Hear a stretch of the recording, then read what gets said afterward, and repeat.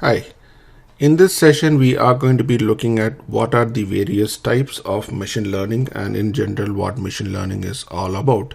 We have seen some of this when we are going through the data science concepts, so let us try to reiterate some of them.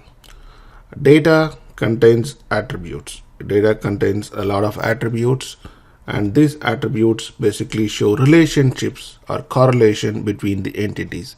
So if you look at data, there are predictors, there are outcomes, and looking at the data, you can see how one variable influences the other variable. Learning, the process of learning is about understanding these relationships or correlations between these entities. This is what you generally call as learning, or at least in this term of data science, learning means understanding the relationships between these entities.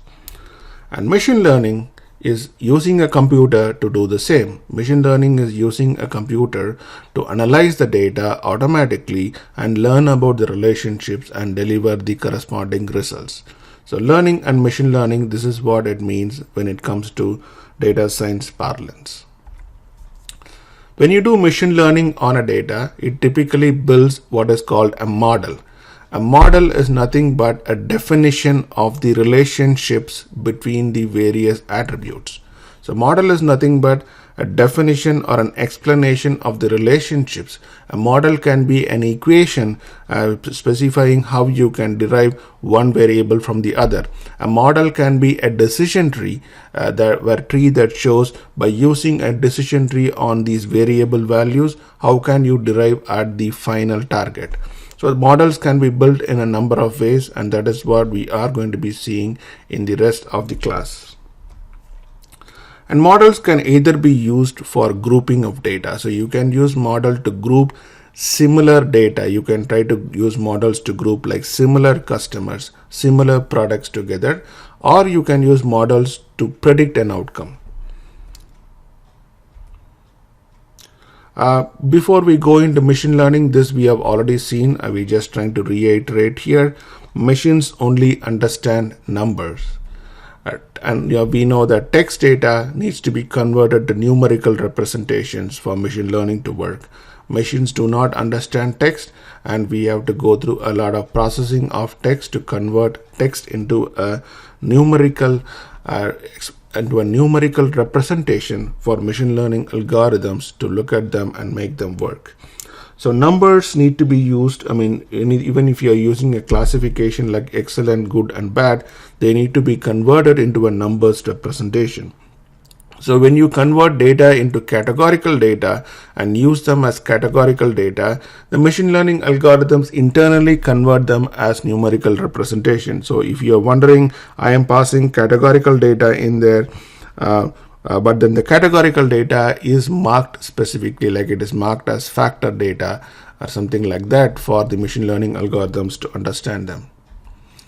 Boolean variables or indicator variables, that is another thing that you create. Indicator variables or Boolean variables are dummy variables where when you have ratings excellent, good, and bad, you convert them into new indicator variables, usually n-1 with values of 0 and 1.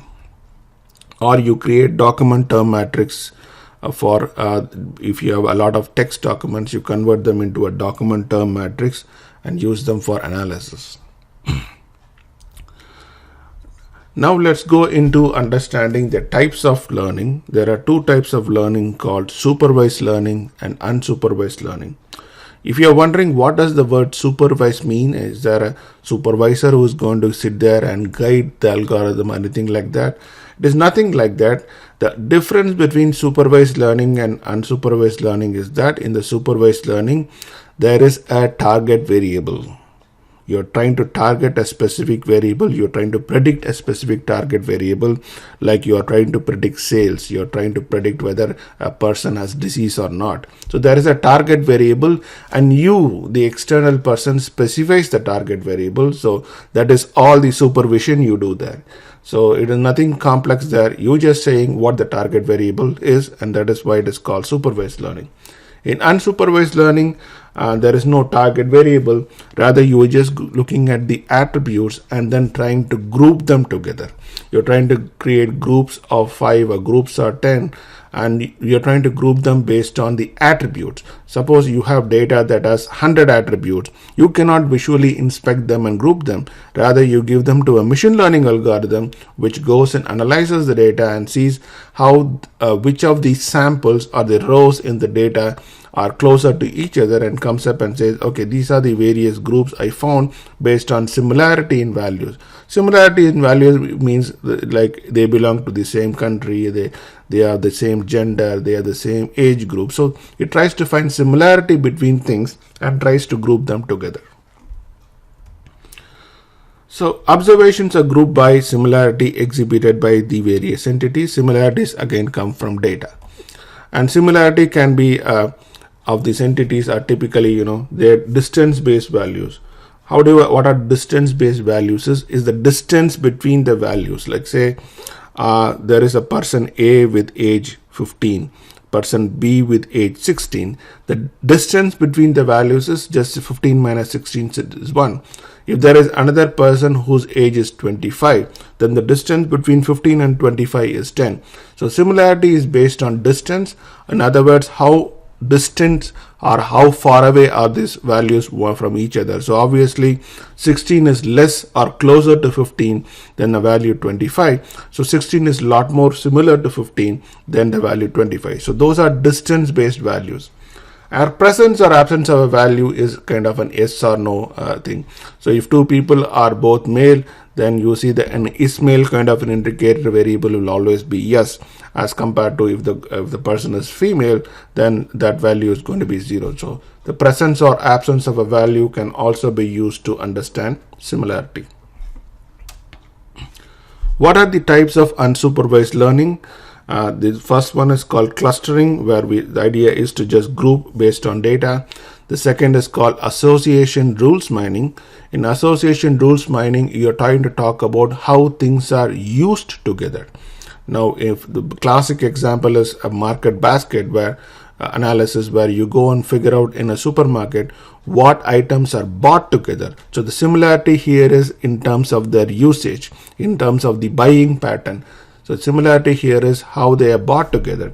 In collaborative filtering, you are again trying to do similarity between people or similarity between items based on again usage. You're trying to find similar customers. The classic example of collaborative filtering is if you go to Amazon.com, you try to analyze and find out who are the similar users or the people who are trying to do similar things.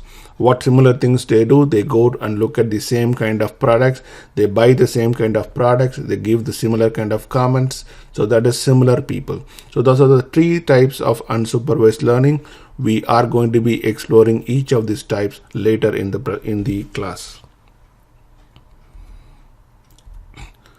In the case of supervised learning, you are trying to predict an unknown attribute, also called as an outcome, based on known attributes. Suppose you have a data set that has 3 items, that has maybe 4 items, and age, let's say there is the age of the customer, the price of the product, and whether the customer would buy or not. And then this is, if you will have past data. In the past data, you will know all 3 of the variables. And then what you're going to do is you're going to build a model that will predict whether the customer is going to buy or not based on the age of the customer and the price of the product. So in the future, you do not know whether the customer is going to buy or not, but you will know the customer's age and the price of the product. So you try to predict whether the customer is going to buy or not based on the values of the age and the price of the product. So models are built using training data. So training data is the data or the past data where you know both the outcome and the predictor. So you always learn from past data. And then the model is then used to predict the future outcomes, where you only know the predictor variables. You know, okay, who is my customer? What are these attributes? But I don't know whether he's going to buy or not. But I want to make a prediction as to whether this customer will buy or not, based on which I would take some business action. So the whole idea of doing a prediction is to make some business action. So what kind of business action it might be is that I may try to do some marketing or sale pitch to that customer. I may reach out to the customer, make a phone call, send him an email if I know the customer has a higher propensity to buy than a customer who would not care about the product. The types of supervised learning are two. One of them is called regression. In the case of regression, you're trying to analyze and find about continuous outcome values. In the case of classification, we are trying to find classes. In the case of regression, you're trying to predict values like predict the age of a person, or predict the price of something, predict the total value of something. In the case of classification, you're trying to predict a class or a group the person might belong to. Typically, it starts with the binary classification, like will the customer buy or will not buy, or it can be more like something like a good, bad, very good, good, bad kind of a classification. Also, you can try to predict whether a given bank customer should be a gold customer or a silver customer or a platinum customer based on various attributes you know about the customer. So those are all supervised learning items. So what is the process of supervised learning? The supervised learning has a big process. You please spend some time understanding how this process works. To begin the process, you have historical data, past data. In fact, you should be using a significantly large amount of data if your predictions need to be accurate. So look at all the past data. You have past data where you have both the predictor values and the outcome values. Like looking at the past data, you have attributes of a customer, attributes of a product, and then whether a sale was made or not. That is past data. The first thing you do is you split this data into a training set and a testing set. The splitting the data is typically done using some random mechanism, some random generators and random split. The idea of using a random split is that when you split a data into a training and testing data set, it should retain both the training data set and the testing data set should individually retain the characteristics of the historical data. What I mean by that is, suppose in the historical data, let's say 30% of the customers actually bought the products. So the ratio between buy versus not buy is 30 to 70. And when you do the split between the training and data set, the training and testing data set should individually have the same ratio of 30 to 70 or similar ratio of 30 to 70. That is what is called a proper split. And this is not just for one variable. If you have, let's say, 10 different variables in the data set, all these variables need to kind of exhibit the same thing. It should retain its patterns.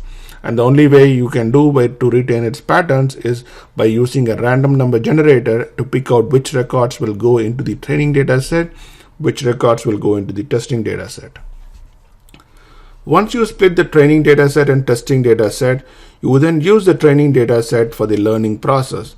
What I mean by the learning process is you pass this training data set to a machine learning algorithm, and that machine learning algorithm comes out and builds a model and builds out a model. So let us say you pass some continuous data, it builds a model which might be like an equation or a decision tree. So once I build a model, how do I test the model? How do you make sure that the model is good at predictions? The model is good at predicting what it is supposed to predict is I use the testing data set. So I apply the model on the testing data set. Remember, the testing data set actually already has the outcome known, but I am also trying to now use the model to predict the outcome. So now I have a predicted value and the actual value. So then what I can do is I can compare the predicted value with the actual value and then find out how accurate my prediction is. So I can compare the predicted value with the actual value and try to find out how good my prediction is. So that is called the testing process. So I then look at, okay, how good is my prediction?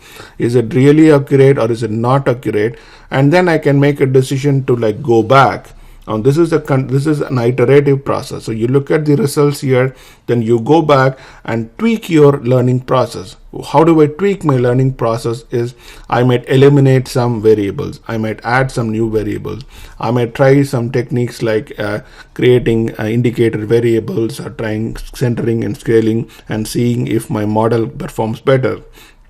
I might try different machine learning algorithms. For the same machine learning algorithms, I can tweak the parameters to see if it improves my predictions. So that is an iterative process you go through until you come up with a satisfactory level of predictions. What is a satisfactory level? It depends on the use case. There is no global formula as to 80% is good or 90% is good. It depends upon what kind of use case you have. Then once you have are reasonably confident that my model is good, then it becomes my final model. Once I have a final model, whenever I have new data coming in, data where I know the predictor variables, but I don't know the outcome or target variables. When the new data comes in, I apply that new data to the final model and then use it for doing my prediction. And then that prediction is your actual outcome. Now you can do like try multiple models. Also, sometimes you might, rather than having one model, you might have an entire model set and go and try multiple models and then see which one works better. Or sometimes you might use like 5 different models built out of 5 different algorithms and then take a vote as to which particular outcome comes most out of these models. There is a lot of combinations you can do, which we will see later in the future. Thank you. Training and testing data. Again, just reviewing what we just saw, what we just talked about. Historical data contains both predictors and outcomes. You split the data into training and testing data. Training data is used to build the model, and then testing data is used to test the model. And how do you test it? Is that you apply the model on training data, you predict the outcome, compare the outcome with the actual value, and that's how you measure accuracy. Some of the training and testing best practices is that you typically do a 70-30 split. So if you have 100 records, 70 records go to the training set and 30 records go to the testing set. And you have to do random selection of records in order to maintain the same kind of data spread on both data sets. We would be doing this training and splitting test in our use cases, of course, so you can see how exactly that one is done. So this concludes the discussion on the types of learning. Thank you.